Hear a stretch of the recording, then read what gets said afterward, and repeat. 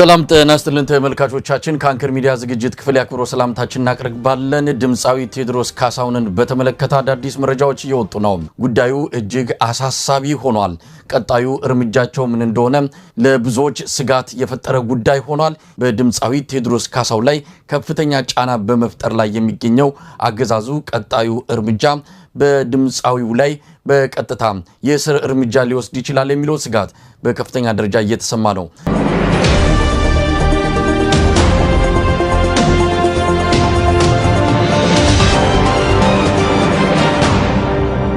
ያሬ በጣም አስገራሚ ታሪክ ነው እየነገርከን ያለው። በርግጥ እንዲህ ሊሆን እንደሚችል ምንም ጥርጥር የለውም። ኢመደበኛ የሆኑ ስውር ቡድኖች እንዳሉ አሁንም ቀደም ሲል የጠቀስከውን ጋዜጠኛ ጨምሮ ብዙዎቹን ወስደው ባልታወቀ ቦታ ደብድበው ከጥቅም ውጪ አድርገው መንገድ ላይ ጥለው የሚሄዱ እንደውም አንዳንዶቹ እድለኞች ናቸው። ፖሊስ ጣቢያ አስቀምጧቸው ቢያንስ በአድራሻቸው ፖሊስ ጣቢያ ሲፈልጉ ቤተሰቦቻቸው ሊያገኟቸው ይችላሉ። አንዳንዱ የት እንደሚጥሏቸው እንኳን በማይታወቅበት ሁኔታ ነው እዚህ ሀገር ላይ እንዲህ አይነት ግፍ እየተፈጸመ ነው ያለው። የሚያሳዝነውና ሁሉ ጊዜ የሚገርመኝ ደግሞ ምንም ነገር እንዳልተፈጸመ የሰው እንኳን ዝም እሺ ብሎ ማያቅ የሚመስለው አብይ አህመድ እየወጣ በከፍታ ላይ ነን ያለ ነው ብሎ ሲናገር አንዳንድ ጊዜ እንደው ራስን እንኳን ምን ያህል ጊዜ ያሞኘ ተዘልቃለህ? ሰዎችን ልታሞኝ ትችላለህ፣ በፈጣሪም አየኝም ብለህ የፈለግከውን ልታደርግ ትችላለህ።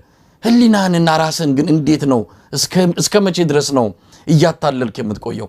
የዚህ ሰውዬ ነገር ይገርማል። ለማንኛውም በቴዲ አፍሮ ላይ ያለውን ሁኔታ በተመለከተ እንግዲህ ያሰሩ ነው፣ ብዙ ሰዎች ታስረዋል። ዛሬ ከአዲስ አበባ እንደሰማነው ከሆነ የፌደራል ፖሊስና ኢመደበኛ የሆኑ የሲቪል ልብስ የለበሱ የደህንነት ሰዎች ሰው ሞባይል ላይ ምንድነው የሚያዳምጠው ባታዳምጥ እንኳን የጠረጠሩትን ሰው ወጣት መንገድ ላይ ያያዙ ስልኩን እየፈተሹ የቴዲ አፍሮ ሙዚቃ መስማትን ከዩቲዩብ ላይ ያዩ መደብደብና መቀማት ጀምረዋል።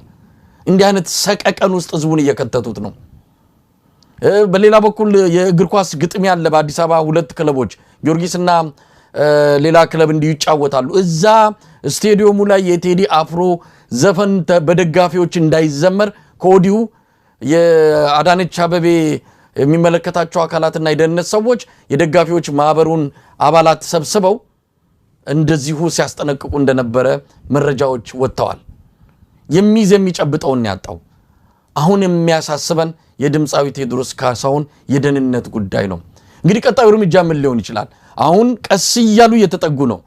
በሂደት ነው እንግዲህ ነገሮችን ቀስ እያሉ መወጠር፣ መጀመሪያ አካባቢውን መቃኘት፣ ከዛ በዙሪያ ያሉትን ሰዎች ማሰር፣ ከዛ ስቱዲዮን መዝረፍና ማውደም፣ እንደዚህ ያደረጉ ቀጣዩ እርምጃ ምን ሊሆን ወዴት ሊያመሩ እንደሚችሉ ግልጽ የሆነ ጉዳይ ነው። እንግዲህ አሁን ዙሪያውን የሚዞሩት ከቴዲ ላይ ሊያስከሱት የሚችሉ ወንጀሎች ትንሽም እንኳን የሆነ ፍንጭ ማግኘት ብንችል ዙሪያውን የሚዞሩት ለቀጣዩ ክሳቸው እሱ ላይ ለሚወስዷቸው አንዳንድ እርምጃዎች ጀስቲፋይ ለማድረጊያ ምንም እንኳን ባያረጉ እንኳን እሱንም አስጨንቆ ማቆየትንና መልክቱ ለቴዲ ብቻ አይደለም ከዚህ በኋላ በጆክም በዘፈንም በስዕልም በፈለከው አይነት መንገድ እኛን መንካት ያስቀጣል፣ ያስመታል። መተቸት እኛን መተቸት አትችሉም ብሎ መልክቱ ለቀረው የኢትዮጵያ ሕዝብ ነው። ይሄ ተመሳሳይ ሁኔታ የአዲስ አበባ ውስጥ ስልክ መበርበር የተጀመረው የፋኖን የሚመለከቱ ዘፈኖች መለቀቅ በተጀመሩ ጊዜ ነው። ስልክህ ላይ ከፋኖ ጋር የተያያዘ ዜና ወይም ዘፈን የሆነ የተለዋወጥከው መልእክት ሼር ያረከው ነገር ካለ ስልክህን ይወስዱዋል፣ አንዳንዴ ያስራሉ፣ ይደበድባሉ። እሱ ምን ፈጠረ? ለብዙ ፖሊሶች ቢዝነስ ፈጠረላቸው። ድንገት ይመጡና በተለይ ወጣቶቹ ልጆች ስልካችሁን አንጡ ለምርመራ ይፈልጋል ስልካችን ምናምን ስለቸው እሺ እስከዛ ታስራችሁ ትቆያላችሁ እስክንመረምር ይሏቸው። ኧረ አንፈልግም ሲሉ በቃ ተመርምሮ ወደፊት ተደውሎ ይሰጣቸዋል ይሉና ዝም ብሎ እነዚህ ፓትሮል የሚያደርጉ ፖሊሶች የ5 የ6 የተሰበሰቡ ወጣቶችን ስልክ ሰብስበው ይዘው ይሄዳሉ። ሊሸጡት ግማሹን ሊጠቀሙበት እና የአገዛዝ ስርዓቱ ትእዛዝ ሰጥቷል እንዲህ ያሉ ሜሴጆችን የሚቀያየሩ ሰዎችን አስቆሙ፣ አስጠንቅቁ፣ አስደንግጡ ብሎ ግን ለፖሊሶቹ ደግሞ የዝርፊያ በር ተከፈተላቸው። የብዙ ሰው ስልክ በፖሊሶች ተነጥቋል። ኢቭን እኔ እዛ አዲስ አበባ ሆኜ እንዲህ ያለ ነገር ይደረግ ነበር እና አሁንም ኮሽ ሲል በዛ በአንድ የሆነ ጉዳይ ላይ የሚለዋወጡ መረጃዎችን ሰውን ማሸማቀቅ ማስደንበር የሥርዓቱ ውጤቱን ይፈልገዋል ግን ደግሞ ለነዛ ለዘራፊ ዩኒፎርም ለለበሱ ፖሊሶች ደግሞ የሞባይል መሰብሰቢያ በሩ እንደገና ለሁለተኛ ጊዜ እንደተከፈተላቸው ነው የምታየው ግን ትልቁ ነገር ቴዲን ያው ሪስክ ውስጥ እንዳለ ኒያውም በነጻነትም መንቀሳቀስ የሚችል አይመስለኝም በርግጥ ቀጥታ ያለበትን ሁኔታ አላቅም ግን አሁን ባለው ሁኔታ ከቤቱ ሲወጣ ምን ሊገጥመው እንደሚችልም አይታወቅም እና ቴዲ ደህንነቱ አደጋ ውስጥ እንዳለ ነው በተለይ ቢሮ ላይ ያነጣጠረው ጥቃት ነገ ቤቱ ላይ ላለመቀጠሉ ነገ ጓደኞቹ ላይ የተደረገው እስር ነገ እሱ ላይ ላለመቀጠሉ ምንም ዋስትና የለም ይሄን ያገዛ ስርዓትም የሚመልሰው የሞራልም የህግም ማዕቀፍ የለም የጭካኔም ችግር የለባቸውም ስለዚህ የቴዲ አፍቃሪ የሆነው የኢትዮጵያ ህዝብ በተለይ አዲስ አበባ ያለው የኢትዮጵያ ህዝብ በተክላላ የቴዲን ጉዳይ ባይነ ቁራኛ መከታተል ቴዲን ሚነካ የመንግስት አካል ካለ ህዝቡ በማናቸው መንገድ ቁጣውን ለመግለጽ መዘጋጀት አለበት ግን ጥሩነቱ ባለም አቀፍ ደረጃ ያለም አቀፍ ማህበረሰቡ ባይነ ቁራኛ ያንዳንዱ ነገር በጥንቃቄ ነው የሚከታተሉት አለርቶች ተልከዋል በዚህ አጋጣሚ ያውሱን ኢንፎርም ላርግ የተባበሩት መንግስታት ሰብአዊ መብት ካውንስል አካባቢ ያሉ ሰዎች